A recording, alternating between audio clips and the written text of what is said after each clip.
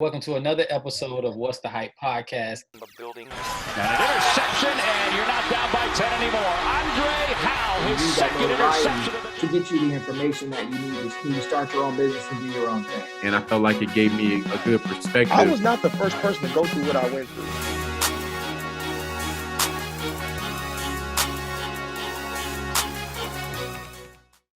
Welcome to another episode of What's the Hype podcast. I'm your host, Jeff Pope, a.k.a. The Pod Disciple. I'm Andre Howe. Man, we excited, Dre. We got another opportunity to dive into a great story of an amazing guest. He's my brother.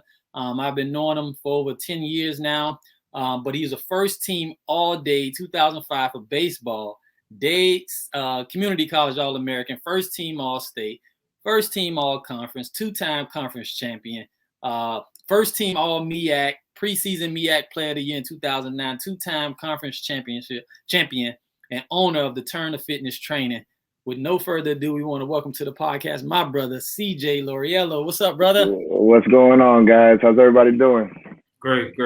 Man, all is well. So, CJ, man, I've been knowing you for some time. I understand, and I've seen you kind of build this track and this journey of what you've been able to do today, man. But I want to be able to share your story with our guests, those that tune in and watch us, man. We like to highlight the stories of individuals who got it out the mud, got it out the hard way, not necessarily the easy way. We just go beyond the hype, right? A lot of people may see all what you've accomplished today and just thought it was all easy. You know what I mean? So we want to be able to talk a little bit about a lot of trials and tribulations, man, but it's all part of the beautiful process, man. Absolutely. So, man, we like to start just from the beginning. Let's do it. A little bit about where you're from, what it was like growing up there. All right, I'm from Miami, Florida. Grew up down in the Kendall area. I went to Coral Reef Senior High School for my first couple years, and then I transferred and graduated from Miami South Ridge.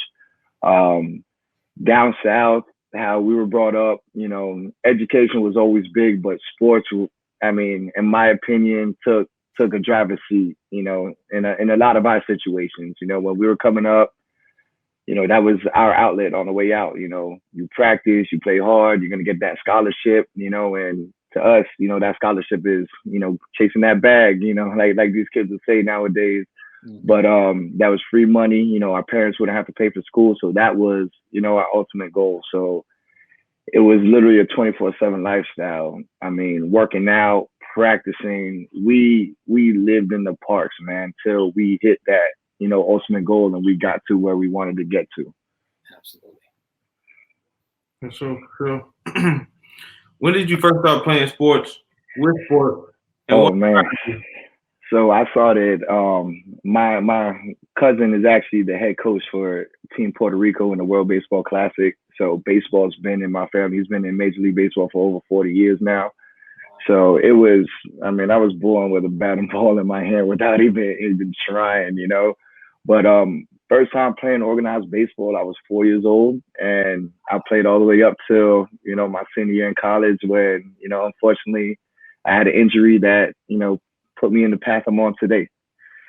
Gotcha. Now, you mentioned a little bit about just the schools that you went to. Talk about your opportunities in high school and the success that you had, individual success as well as your team success. Man, I still see it stay until today, man. The era of baseball I grew up in down in Miami was just from the minute I entered high school from 2000 to 2005 when I graduated, the amount of talent that was in there was, phenomenal. I was fortunate to grow up. Guy that's like my big brother, Robert Andino, when I was a freshman coming into high school, he was a senior. We were from the same neighborhood. We would practice, work out. He took me under his wing, and to see him, fulfill his dream of actually getting drafted in the first round out of high school was, a big eye opener for me. And to see a kid from, literally come up from nothing, have, everything thrown his way because of his success, to witness all of that at 14 years old was like, why not me too? He was able to open that door. He gave a lot of us young boys that came behind him a lot of confidence to go out there and, follow his footsteps, and fortunately he played, while in the big leagues, and he set that bar for us, to keep striving, keep working hard, and, putting on for our city, like everybody would say. Okay, talk about the history of baseball at Southridge and some that came from there. Southridge, man. When I was growing up, that was, Pope would tell you there's certain schools in Miami when it comes to baseball and football. Football, Miami Northwestern, when my brother went to, was just out of control. They were in the north, I was in the south. Southridge had some good football, teams coming out as well. But I would say the programs that were elite when I was coming up was Miami Killian, Columbus, Southridge. Hialeah was another one. They all had a lot of talent. But I was fortunate, when I was growing up, that my district was just absolutely loaded. We had guys consistently going Division I every single year, when honestly some schools are average 4 or 5. So I would say anywhere from 15 to 20 kids were going Division I from a district. And we had how many districts? 10. So you do the math. It was, we had a lot of guys pushing each other. There wasn't really a lot of hate. Obviously when it was time to play against each other, we had to put all that beside us and, go at it. It was war. But in the off seasons or our downtime, we were really like a family. And, I had best friends that played at Killian, Columbus, and we would get together and work and really try to better ourselves for our city, and we knew that being the best in Miami or being the best in Florida, we were going to be, a contender in the country, so if we did the right things by each other, kept each other straight, kept each other in the gym, out the streets, we would do something very successful, that we've always, dreamt about, Absolutely. As you mentioned, man, I don't think, and I'm a little biased here, but I don't think when it comes to a culture of sports in terms of guys being able to make it from an environment that's not, that promising when it comes to, only way out a lot of times. You're talking about football and even in baseball for Miami. Yeah, man, it's a whole different breeding ground. You know what I mean? Everybody sees Miami, they think it's the beach, man. We grew up on the other side of the bridge, and like we were discussing earlier, man, like a lot of us really had to get it out the mud, like we didn't have the luxury of, traveling, and it's like, if we perform well, we will get that, so it was like, we were our own tool, the better we did, the more opportunities we were going to get. And we understood that at a young age, so if the big guys were practicing, working out, and we were home doing nothing, we knew we were doing something wrong, so we would be out there grinding, hustling all day. Yeah. So talk to us about where you decided to go after high school and to continue your baseball career. So after I graduated from Miami Southridge, I was, more of a JUCO player coming out of high school, I'll be honest. Going to the 4 year, I wasn't, trying to sit on the bench 1-2 years, and then play. So I was fortunate to be, directed into the right, program where I was going to develop for 2 years, and then have that Division I opportunity if I was able to, do the right thing and put up the right results. And I committed to a school, Frank Phillips, my freshman year. I went to Texas. I played phenomenal. I was a freshman All-American. But a lot of the guys from my team, I was one of the only freshmen starting. And Miami-Dade was in my ear when I was 16 years old. I was playing for their travel program, for 2 years straight. So for me to not go to, the local JUCO, which was a national contender every single year, was kind of like I was kind of looked at like a little crazy, even though I had that connection with them. But I wanted to experience something new. I wanted to go to, go see what was out there, and playing out in Texas, you in the middle of the SEC country, what I'm saying, Big 12, all of that, you never know what could happen, So I wanted to showcase my talent, which I did. I was a freshman All-American. I put up great numbers. And that season, I ended up tearing my labrum, and I finished it out. So coming back, I saw what we had to deal with on the table. And, I come from a tradition of winning.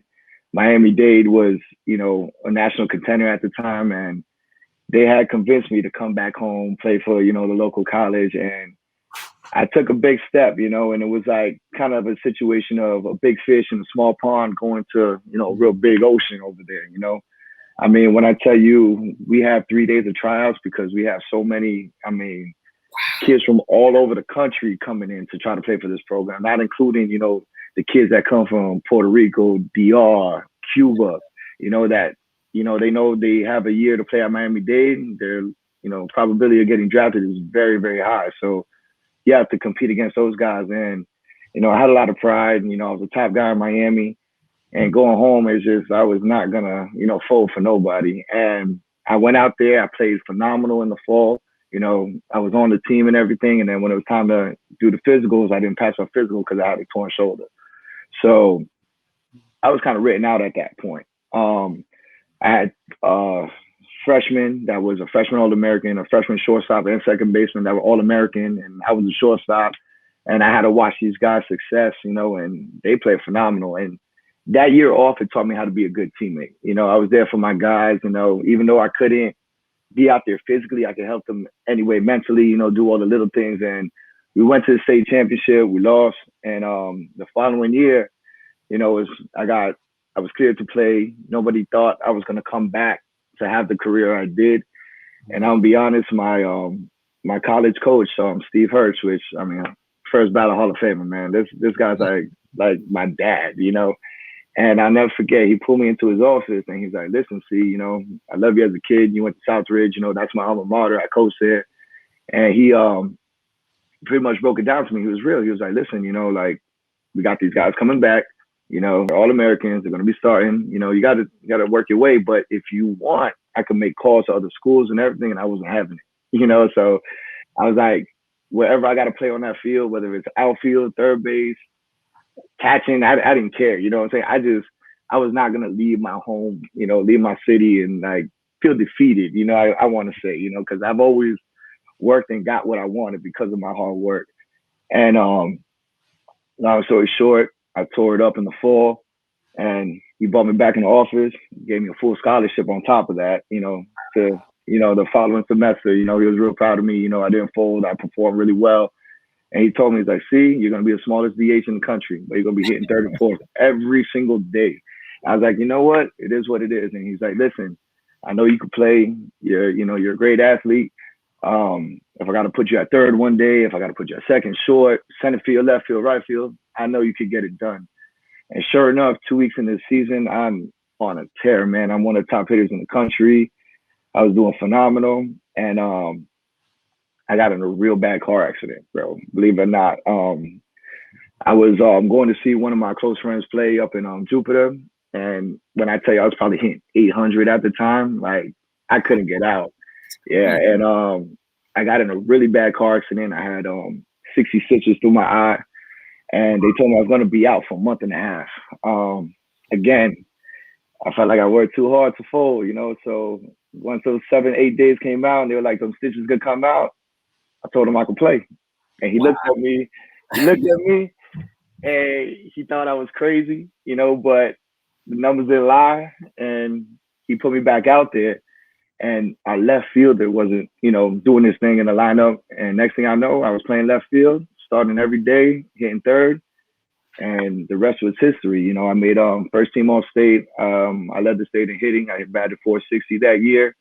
We lost in, the state playoffs to go to the World Series, but it was one of the best seasons I've ever had in my life. And that year kind of prepared me for everything further, Absolutely. Wow. I didn't even know all that. That's yeah, man. It was Dade is what made me. I want to say that, as a baseball player, like, everybody loves their high schools, colleges, and don't get me wrong. I love the schools I went to, the relationships I built. I love them to death, but Miami-Dade really, got me over that hump to, be the person I am today, to give me that drive, give me them trials, and the rest is history. Well, talk to us about your recruiting process and why you decided to go to Bethune-Cookman.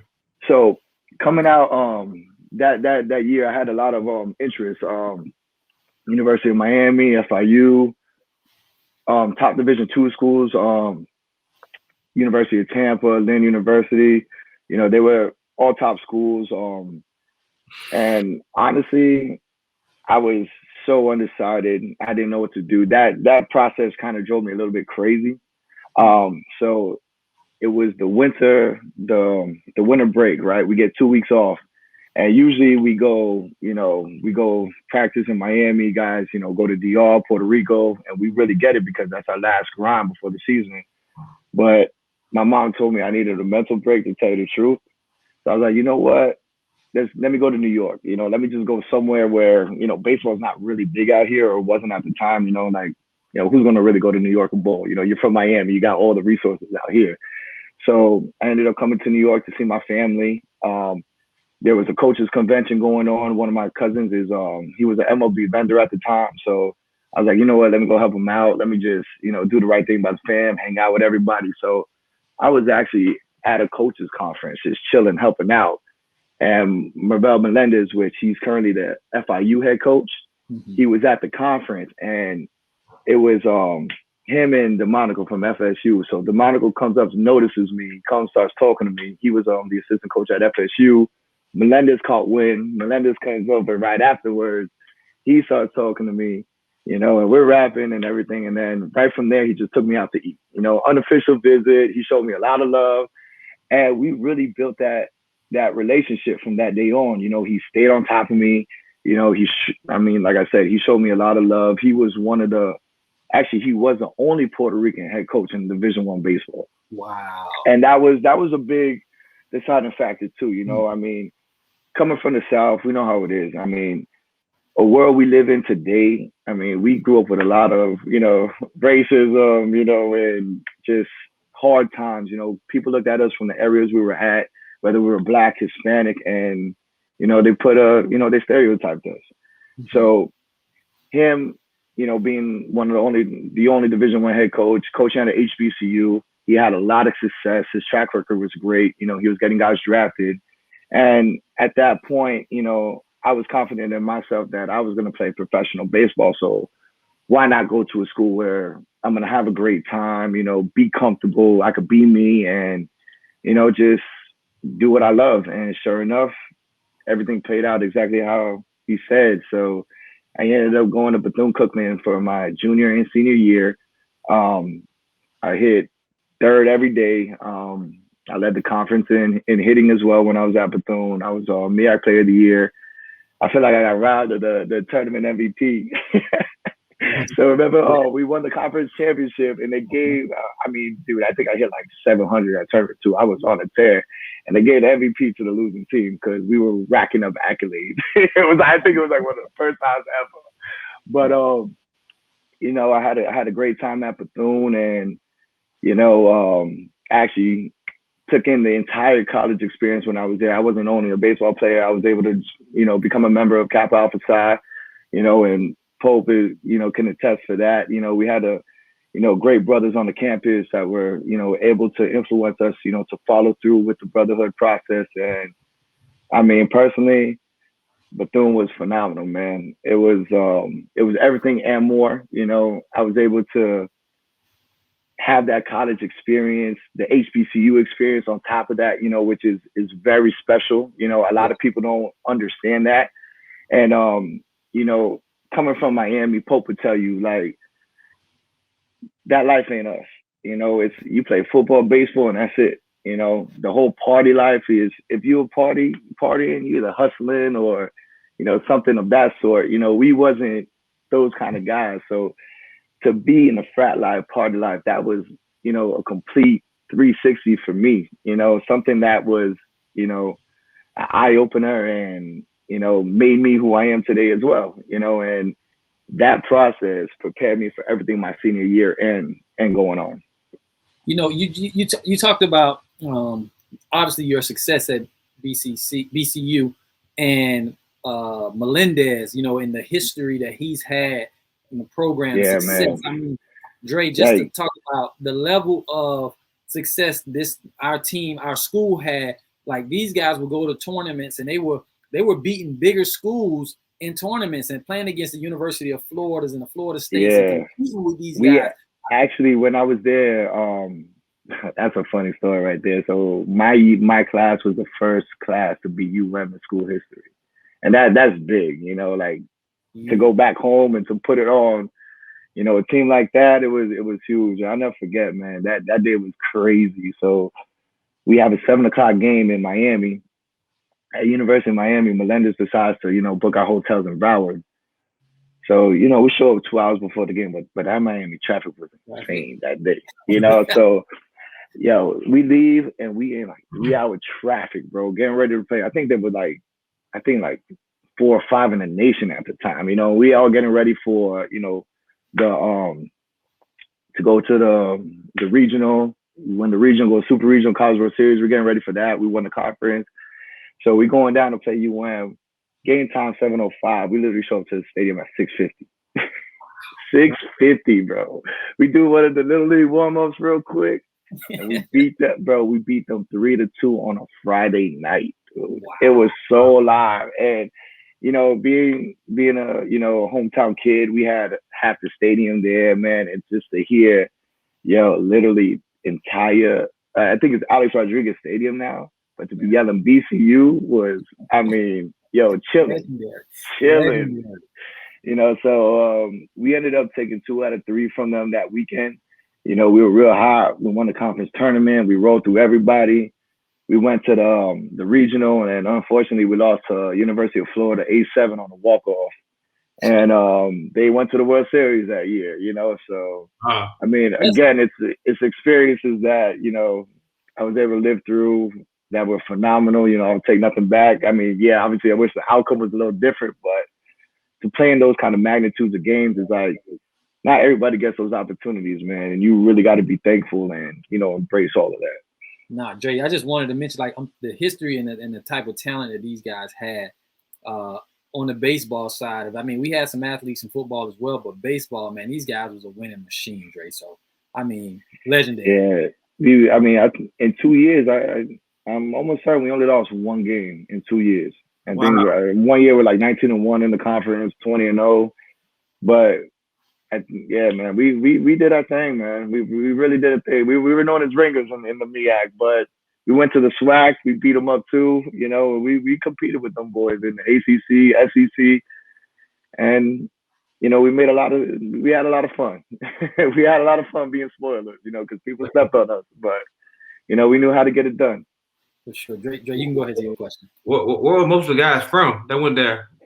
So, the recruiting process, like you say, I was able to connect with some of my boys. We're getting recruited. We would talk. Shoot, if you go there, I'm gonna go. You go, I'm gonna go. We try to get a good solid core to go together where we all mesh, we understood each other, and Melendez did a great job of getting good support around me. We had a kid, Hiram Burgos, get drafted in I think the 6th round that year. He was top 2 in NCAA in ERA. I was one of the top hitters, in NCAA as well.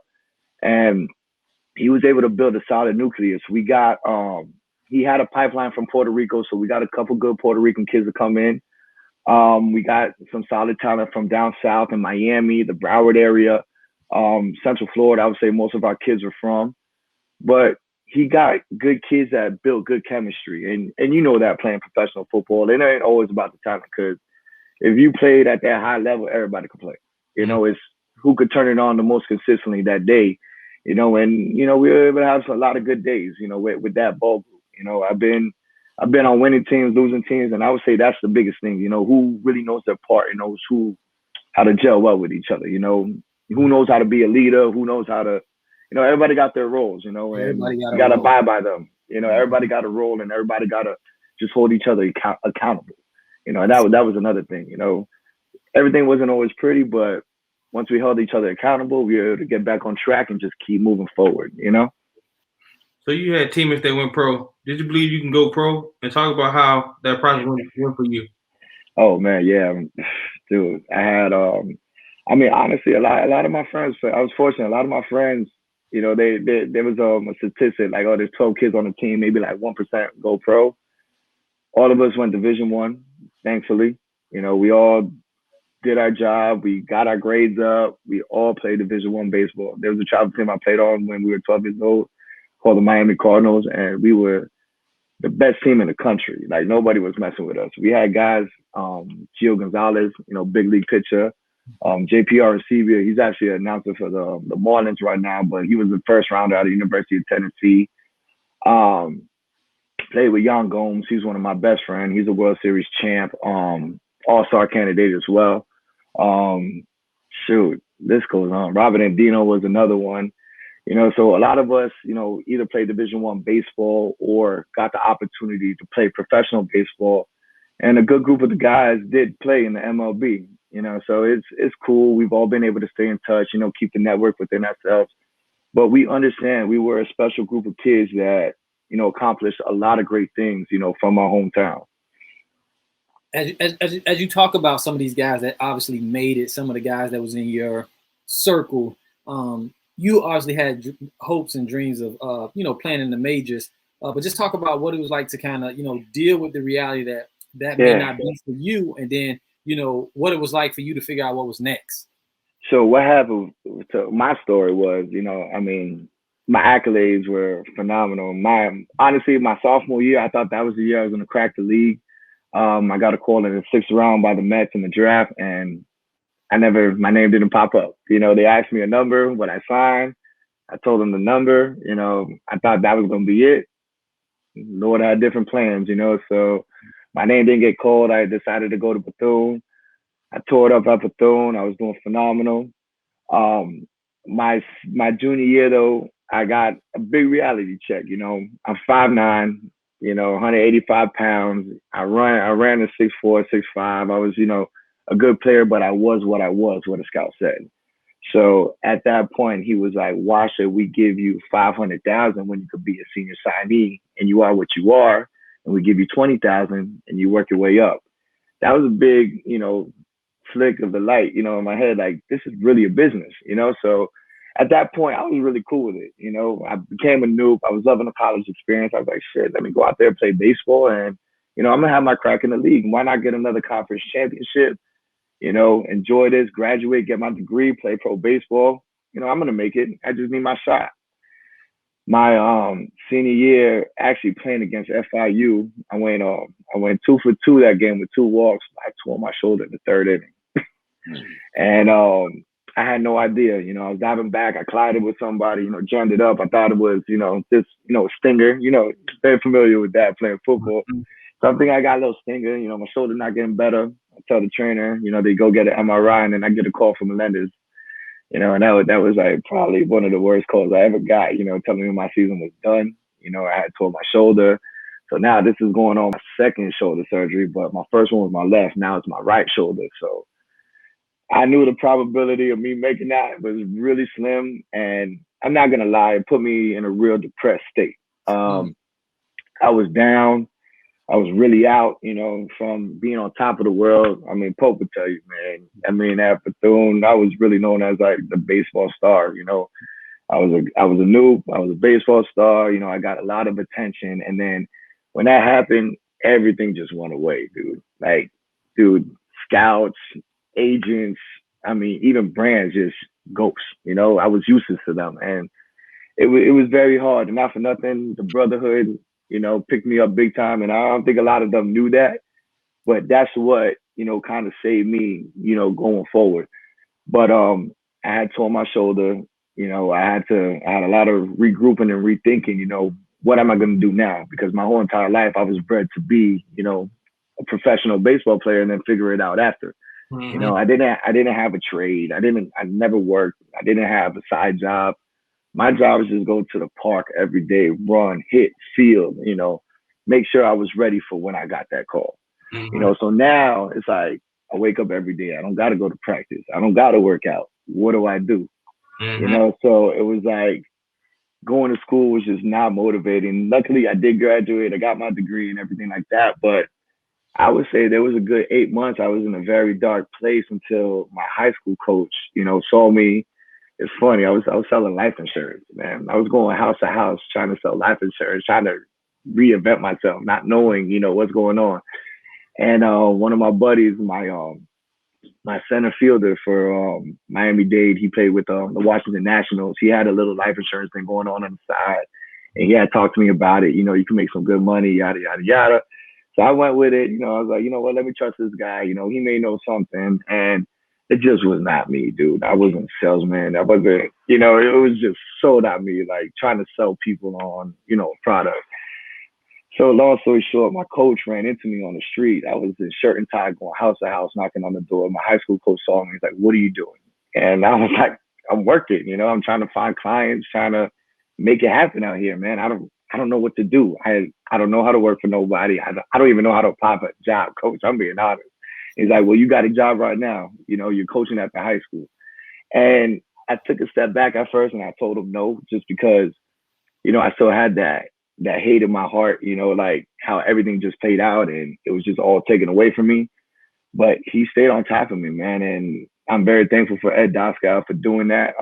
He was my high school coach at South Ridge, and he had a lot of faith in me. And he knew, you know, since I was young that, you know, I had a great baseball mind and I would be able to get back to the kids. So, you know what? I just said, the hell with it. Let me go out there one day, see what he's really talking about. Let me see the new classes coming in. And when I went out there, you know, the kids really received me well. You know, I was like a superstar to them still. And to see that, it kind of like, you know, lit that fire back in me. And, you know, his words to me was, now it's your job to make them better than what you were. And he goes, and I know that's going to be damn hard because you had a great career. So get to work. And sure enough, I had a kid, Junior Amion. I'll never forget. He played for the San Francisco Giants. He was a junior that year. And I really took him under my wing. I just unloaded on this kid. And Melendez actually gave him my same scholarship at Bethune. Wow. You know, so when I saw that happen, I was like, you know what, I could do this. You know what I'm saying? So I told Melendez about the kid. Melendez came to see the kid. Melendez gave him my same exact scholarship, which that was love. You know, and to give that to a freshman, that's very difficult, you know, because I was a JUCO player, you know, transferring. So they gave me the house. He believed in my boy, you know, he gave him full ride, but then he took that opportunity and went to Alabama State. So Melendez left, he left Bethune, he became the head coach at Alabama State. And then my boy ended up going there, getting drafted. But that's what really kickstarted me coaching and, you know, training. So one of my baseball coaches, Ray Noriega, he's you know, he played in the big 16, played professional baseball 16 years, was with the Yankees, played for University of Miami, was an All-American. You know, he saw me as a son. So he knew I loved working out, and he would tell me, you know, his name for me was Dynasty. So he'd call me Dynasty. He'd be like, D, go out there, you know, we'll train the boys, you know, we'll hit with them, then you take them to the gym, you work them out. And that's what really got me into training. And again, you know, I took a trip up to New York just to get away from everything. And my aunt had a real good friend of hers that had two sons that were studs in baseball. And, you know, I was on a break, you know, and, you know, I have a hard time saying no to kids now at that point, you know, because I'm helping so many people out. And, you know, I was like, you know what, let me take these kids to the park, work with them a little bit. Two kids are studs, you know, so I'm like, all right, you know, I'm having a little bit of fun with them. I'm connecting with the father real well. And we stayed in touch. And he was like, listen, if things don't work out in Miami, he's like, trust me, you'll do real well out here coaching in New York City. So I was like, you know what? It's a big jump, you know, leaving my home, coming to, you know, Miami's a big city, but to go to New York City, that was a real big step. So long story short, you know, things were rolling in Miami, but I wasn't happy, you know, as if people still, like I said, Pope, you know, they judge us, you know, no matter how well I did, they always saw me as that tough kid from South Ridge, you know, and it's like, I'm a grown man now, you know, I'm very successful. I'm doing my thing. Why, you know, maybe I do need that change. So I was like, let me go spend the summer up in New York. I came up here, I coached a group of kids. I think they were ranked 8th in the city. And by the end of the summer, you know, we ended up playing, the number one team in the city, and we made it to the World Series for that age group. And it was, you know, a lot of success from that original group of New York kids that I had. One of them currently just got called up to the big leagues with the Toronto Blue Jays. Josh Palacios, he's a kid you see me post a lot about, but I had him from high school. He was the top player in New York City. He ended up going to San Jack. Well, he committed to Stony Brook And then he left Stony Brook, went to San Jack, then transferred to University of Auburn and got drafted in the 4th round out of University of Auburn. So when that happened, you know, people are seeing the track records. Now I'm getting kids into, you know, top Division I programs, and New York's a little different from Miami. You know, like I said earlier in the interview, dude, like 90 to 100 kids from my district go to college, you know, and a high percentage go to Division I schools or top junior colleges. In New York, I will be honest, if we were having 7 to 8 kids from all sports across the board go D1, that was big, you know. So to have 3, 4, 5 kids now starting to go to Division I schools, you know, I started to get a little bit more hype, you know, and I just kept doing the right things, you know, just kept developing my kids, kept doing the right things by them, keeping them out of trouble. You know, they were getting hate left and right, you know, but we just stayed the path, stayed the course, you know, because we know that's what's going to come with it. And I was fortunate for my boys to, you know, do a lot of great things. Out of that group, I had kids go to Grambling State, Auburn, Stony Brook. You know, they went to, you know, good college, which for New York City, that was, you know, a very rare thing. But, you know, training started to take over more than my baseball work, to be honest. So I had to figure out a balance. You know, do I stay doing the personal training or do I do the baseball work? And now in New York, I mean, winter times, everybody's forced indoors, you know, so you would rack up in the winter times, you know, training, you know, you were very busy, you were doing your thing. But once it came summertime, everybody was away, you know, all the kids were traveling, playing. So you would take a big hit with your business. So that's where my personal training, you know, regular clients, I would have, you know, just regular dads, moms, you know, the general person, you know, that go to the gym. And, you know, those people started seeing a lot of, you know, influence in me, and they would refer me. And next thing I knew, I had a full book of clients, and that really took over my sports world. So for about 3 years straight, I built up a great business in the city. You know, I learned a lot. You know, I was around a lot of great master trainers out there. And, you know, I was just building myself up as a person. But again, I wasn't really happy with all that. You know, something was telling me like, I gotta get back in sports somehow. So what happened was there was a big facility out here called the Aviator Sports Complex. They were looking for a trainer. And one of my friends, which I know you know the high school, Lincoln High School. That's the one that Sebastian Telfair went to.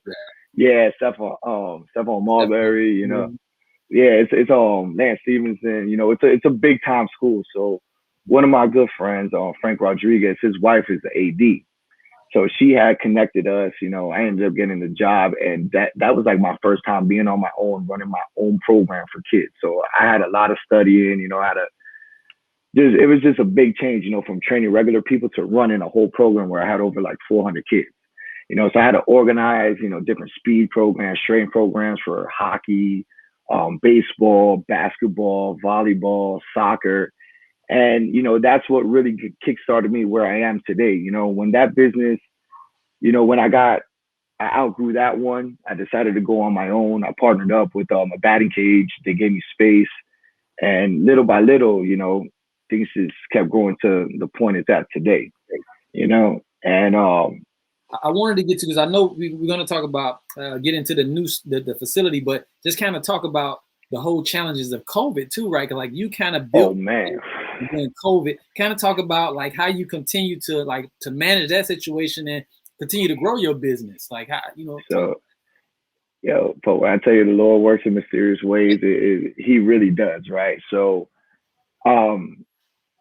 it was I got an opportunity. You know, through the sports world, I started coaching. You know, then I started picking up the football. You know, football program started growing. Now I'm training football, baseball, basketball. I'm getting top athletes all over the city, and you know, everything's been great. You know, the kids are having a lot of success. And then it was, I want to say,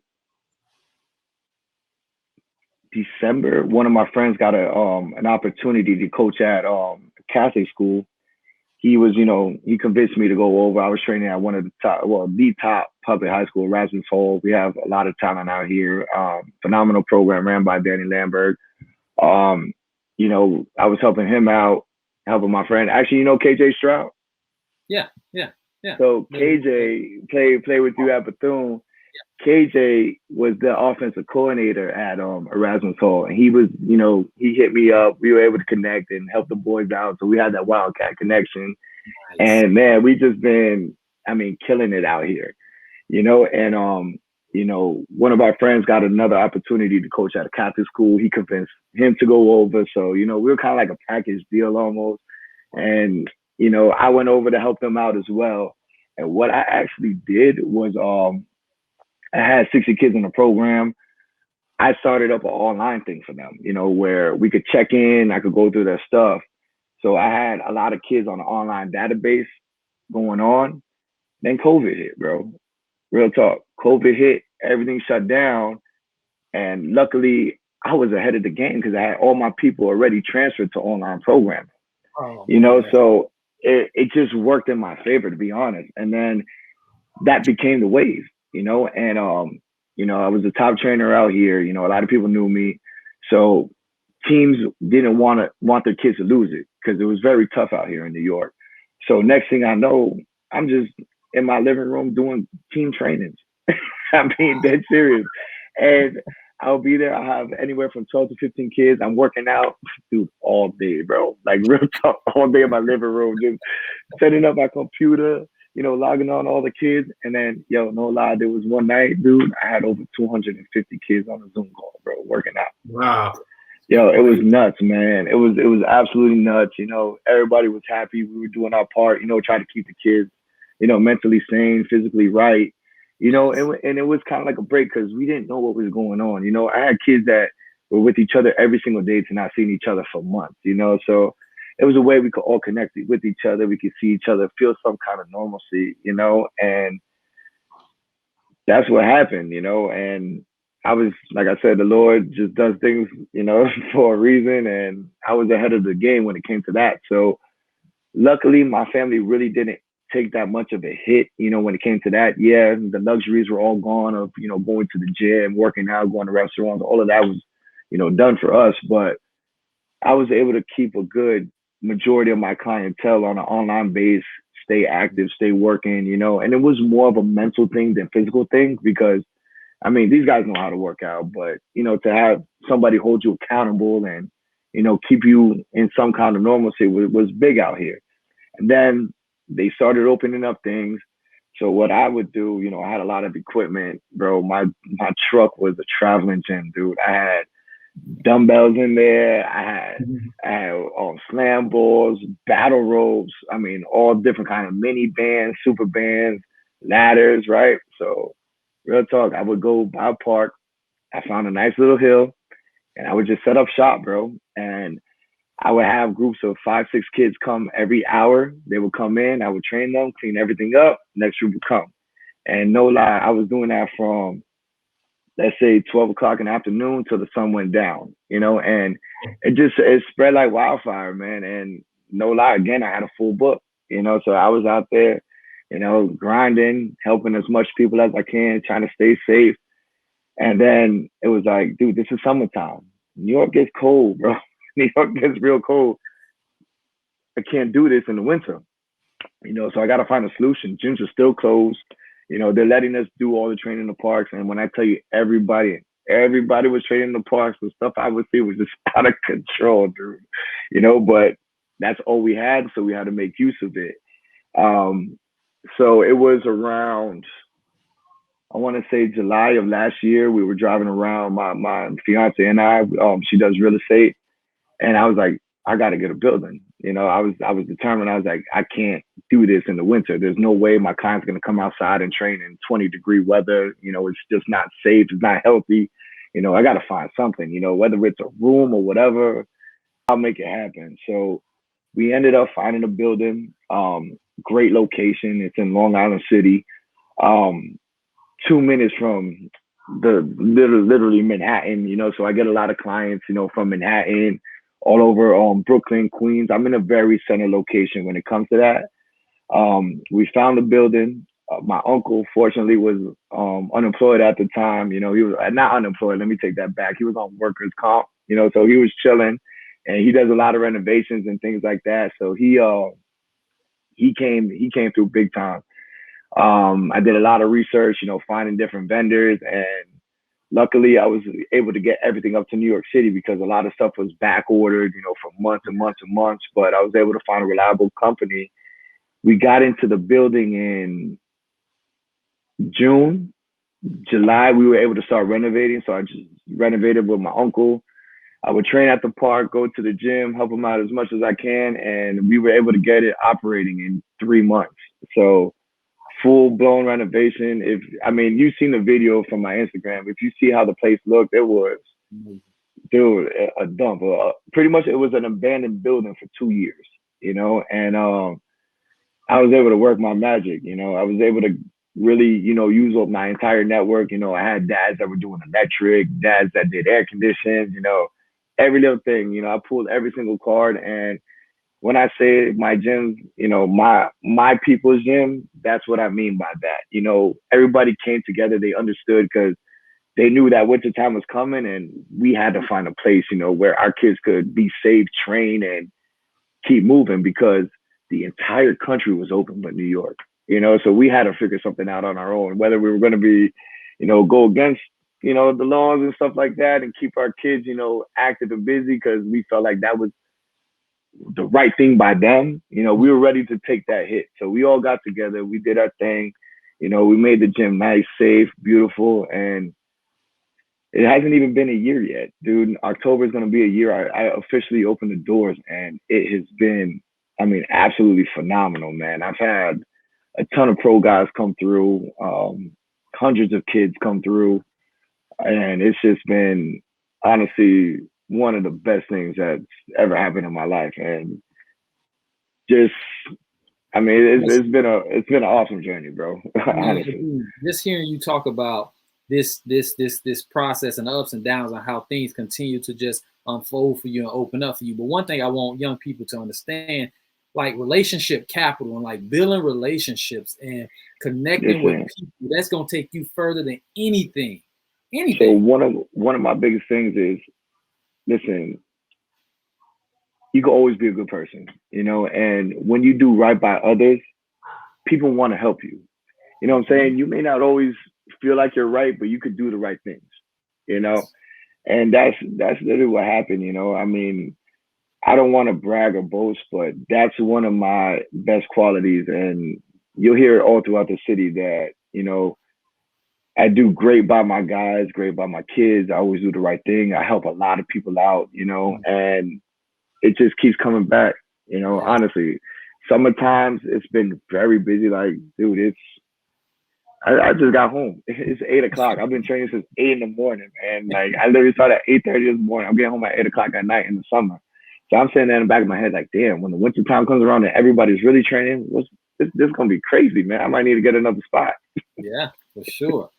No, man, I definitely want to highlight that, man, and that's just something that you just want to make sure that people pick up on and pay attention. Listen, like there was a lot of trying times. The whole process was frustrating. Like when I got the building, I don't know if you're a home, whether you're a homeowner or your own properties, there's always something going wrong. You know what I'm saying? There's never a smooth sail. So I had to deal with that the first time, like, shoot, why this pipe break? How do I fix that pipe? If I don't fix that pipe, it's going to lead to this issue or that issue, and it was just always something. And, there's days I just sit back and be like, damn, I wish I could just train again. But it's like, nah, God made this happen for a reason. I got to step it up and, make it happen for my boys. I'm in this position for a reason.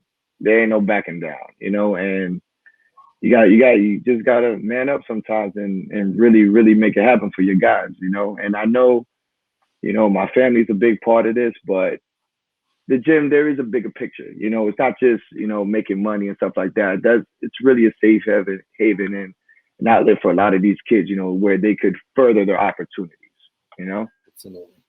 Absolutely. So we'll let Dre close out with this question. And yeah, so what are your goals moving forward?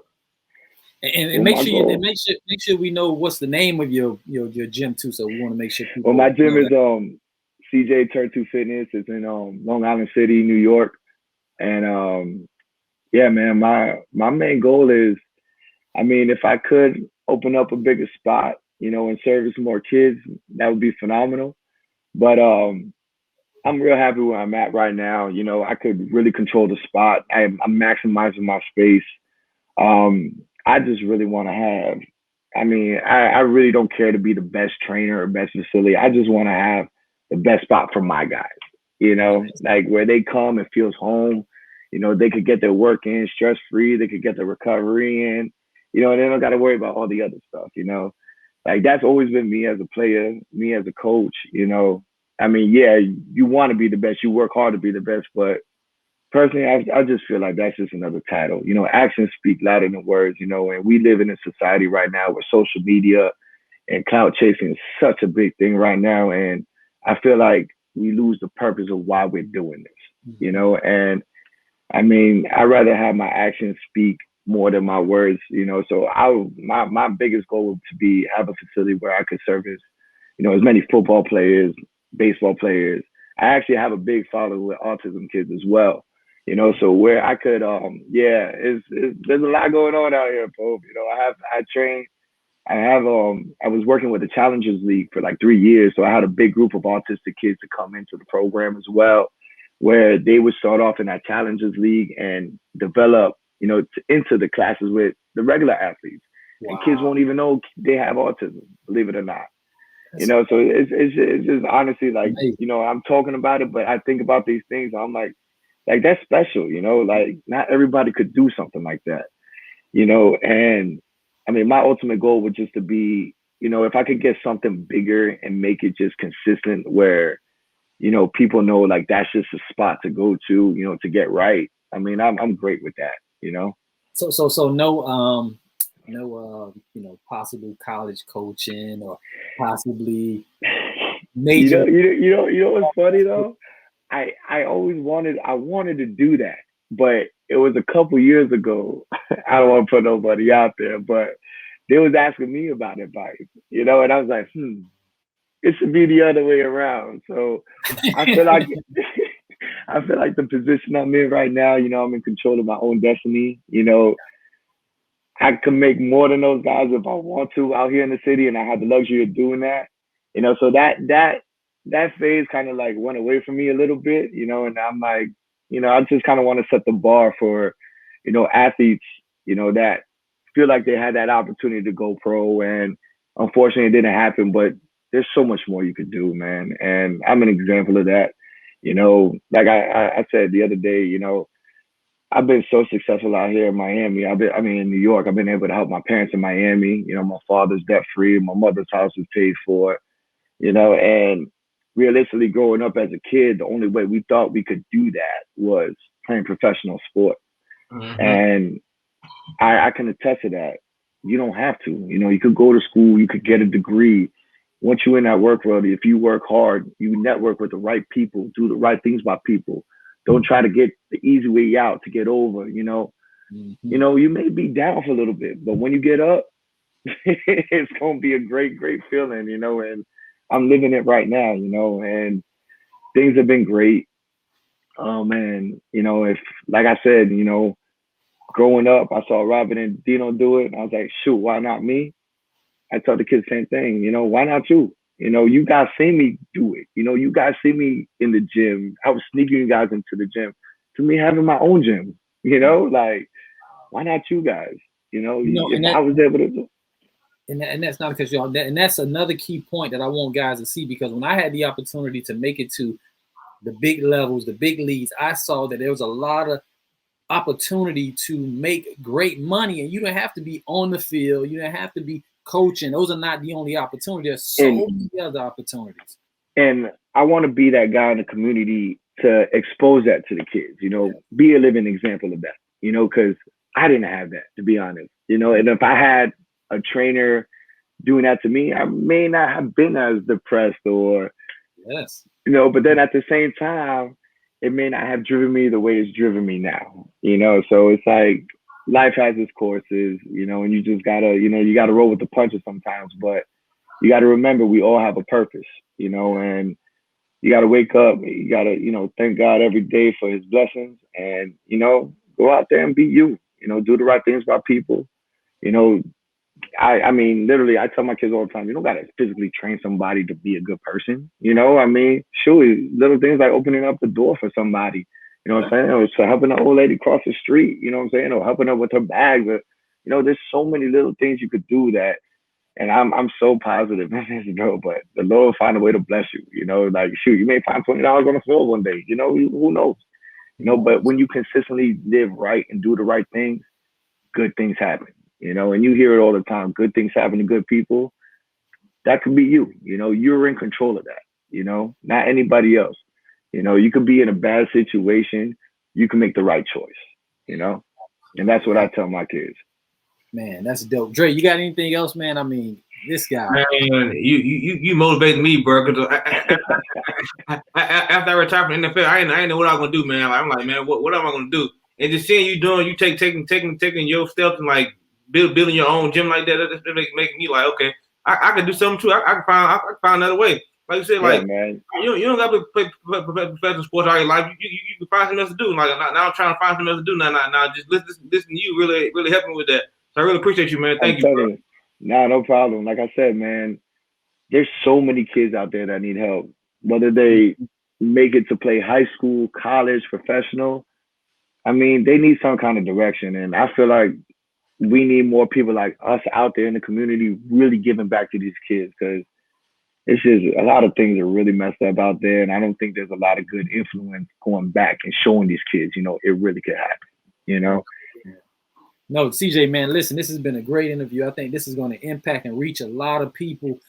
Thank you, man. What we can even imagine, man. But it's been great to, you know, just sit down with you and you kind of share your journey, man, the ups and the downs that can inspire the younger kids that are coming behind us, man. So, man, we'll be supporting you, pulling for you, man. You know, I'm supporting you guys too, man. You know, I just want to see you guys winning just like I am, man. You know, you guys are phenomenal people. You know, I love you guys, you know, tremendously. You know, anything I could do to help you guys out, I'm always here for you guys, man. My God. So with that being said, man, another great episode. We thank you guys for tuning in. Make sure you like, subscribe, and comment, man, because we're going to have this great content coming. Make sure that you guys reach out if you're in the New York area. CJ, drop your Instagram or your So my Instagram is turn_2_fitness. I'm in New York City. If you search CJ Turn2Fitness, it's all one word. It will come out on Google. You guys are more than welcome to stop by. If you come by and tell me you saw the podcast right now, I'll give you a free session. How about that? Nice. All right. So whoever, you know, who's seen this all around the country, you know, if you guys stopped by New York City and told me, you know, you checked out the podcast with my brothers right here, you guys got a free session on me, man. My God, man. So with that said, we appreciate you, brother. Wish you all well. And again, man, till we catch up with you guys again, man. We wish you all. Yeah, man, for sure, man. Listen, I'm looking forward to seeing you guys' success, and thank you for having me. No doubt. Absolutely.